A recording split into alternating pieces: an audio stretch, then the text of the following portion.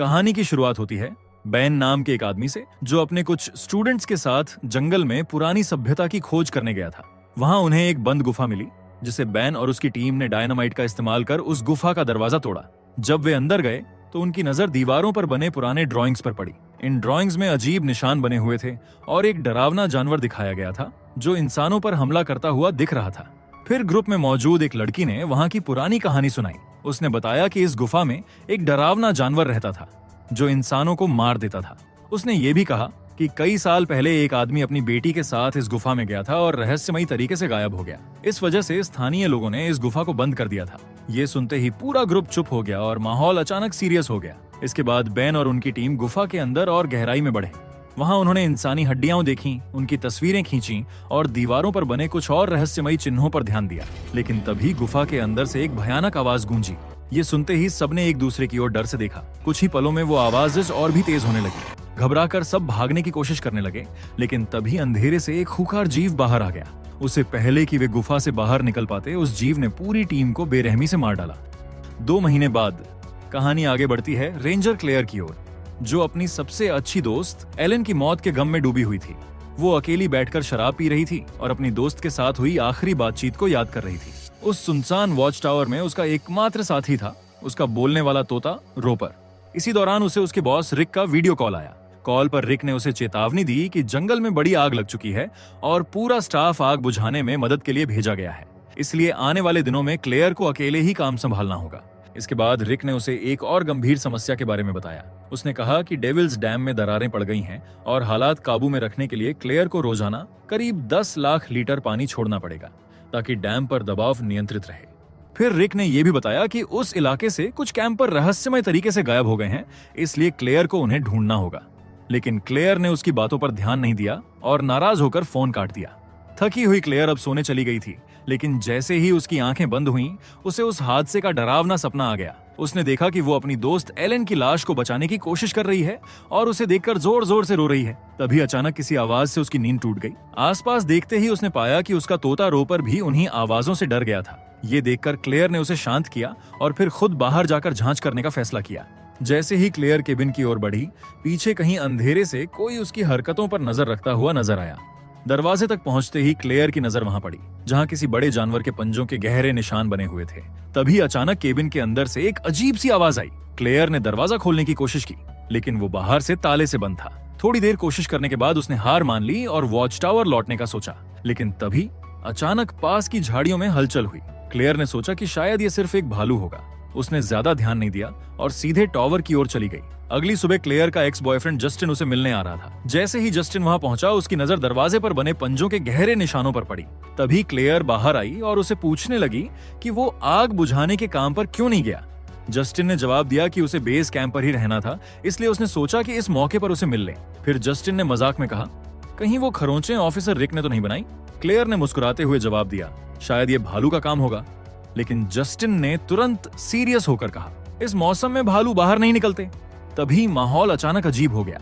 Justin ने देखा कि क्लेयर ने फिर से शराब पीना शुरू कर दिया है। इसे देखकर उसने माहौल हल्का करने के लिए उसे पिकनिक पर चलने का न्योता दिया, लेकिन क्लेयर ने साफ मना कर दिया और कहा कि उसे अभी डैम का पानी छोड़ने जाना है। ये सुनकर जस्टिन ने ऑफर किया कि वो उसके साथ डैम तक जाएगा। रास्ते भर जस्टिन हल्की फुल्की बातें करता रहा ताकि माहौल थोड़ा हल्का हो सके, लेकिन क्लेयर चुपचाप सुनती रही। लेकिन उन्हें जरा भी अंदाजा नहीं था कि उसी वक्त कोई छुपकर उनकी हर हरकत पर नजर रख रहा था। डैम पर पहुंचने के बाद क्लेयर ने अचानक जस्टिन से पूछा, क्या तुम्हें कभी कोई अनहोनी होने का एहसास हुआ है? जस्टिन ने माहौल हल्का करने के लिए मजाक में जवाब दिया, बस उसी दिन जब हम पहली बार मिले थे। लेकिन क्लेयर सीरियस थी। उसने बताया कि जब से उनकी जीप का एक्सीडेंट हुआ था, तब से उसे लगातार बुरे सपने और डरावनी झलकियां दिखने लगी थीं। उसे लगता था जैसे कोई बुरी ताकत उसका पीछा कर रही हो। जस्टिन ने उसे समझाते हुए कहा कि उसे खुद को दोषी नहीं मानना चाहिए, क्योंकि हादसा उसकी वजह से नहीं हुआ था, बल्कि उस दिन गाड़ी एलन चला रही थी। लेकिन तभी क्लेयर ने सच्चाई बताई, असल में गाड़ी में चला रही थी। मैंने गाड़ी तेज चलाई थी, इसलिए सामने का गड्ढा दिखाई नहीं दिया और गाड़ी उसे टकरा गई। इसी हादसे में एलन बाहर जा गिरी।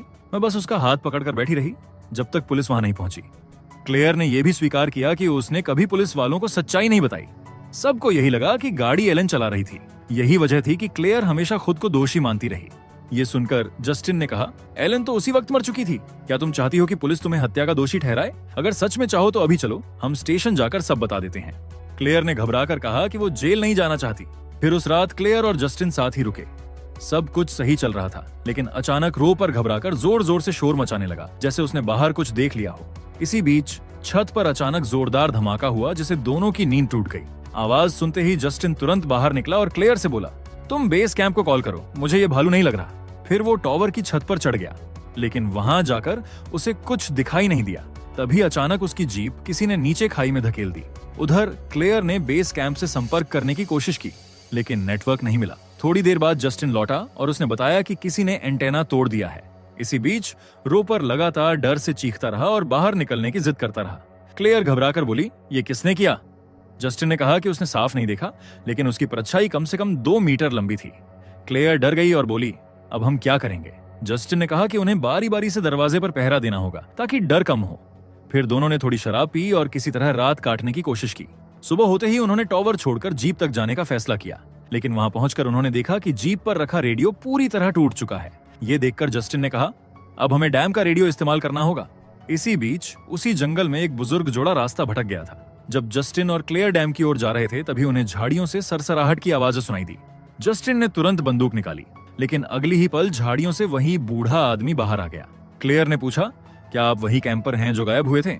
आदमी ने सिर हिलाकर हाँ कहा और उनसे जंगल से बाहर निकलने का रास्ता पूछने लगा।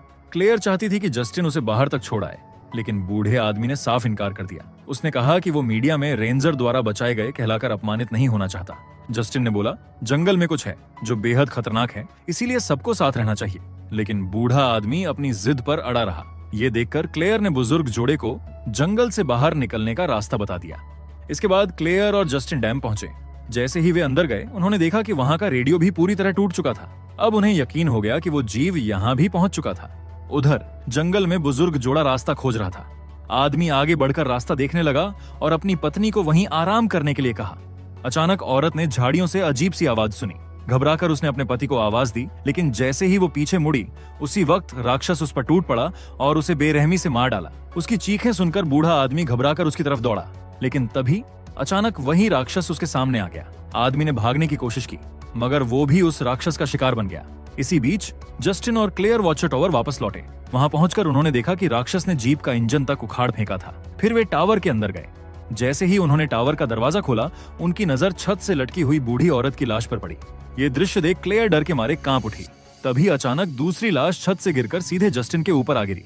ये सब देखकर जस्टिन ने कहा कि शायद वही कातिल वापस आ गया है जिसने कुछ महीने पहले उन स्टूडेंट्स को मार डाला था।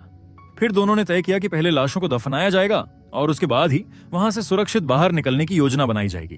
लाशों को दफनाने के बाद जस्टिन ने कहा, मैं जल्दी निकलकर मदद लाऊंगा, तुम टॉवर में रहो और बंदूक संभालो। अगर कातिल आया तो उसे गोली मार देना। क्लेयर ने पहले मना किया, लेकिन जस्टिन ने उसे मनाया। इसके बाद जस्टिन चला गया और क्लेयर अकेली टॉवर में रह गई।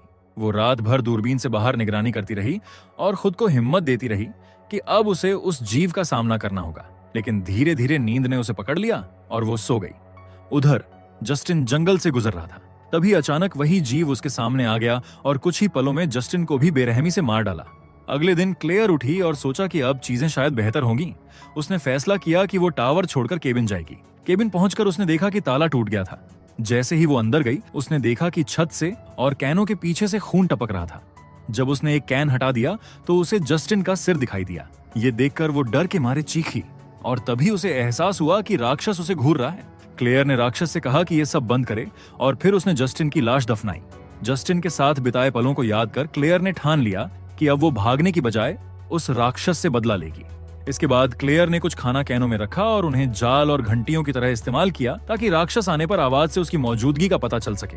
साथ ही उसने अपने तोते रोपर से कहा कि वो राक्षस की मौजूदगी का संकेत दे, क्योंकि रोपर उसे महसूस कर सकता था। अब क्लेयर टावर के अंदर उस राक्षस का इंतजार कर रही थी। तभी रोपर ने चेतावनी दी कि कोई आ रहा है। क्लेयर ने पूछा, किस तरफ से? लेकिन तोते ने बस इतना ही कहा कि वो डर गया है और पिंजरे से बाहर निकलना चाहता है। क्लेयर ने पिंजरे का दरवाजा खोला और तभी काले हाथ दिखाई दिए जो टावर को झुकाने लगे। लेकिन अगले ही पल राक्षस ने पकड़ छोड़ दी। जब क्लेयर बाहर देखने लगी तो उसने देखा कि राक्षस उसके जाल से होकर गुजर रहा है। ये देखकर क्लेयर ने सभी जालों के पास गोली चलाना शुरू किया।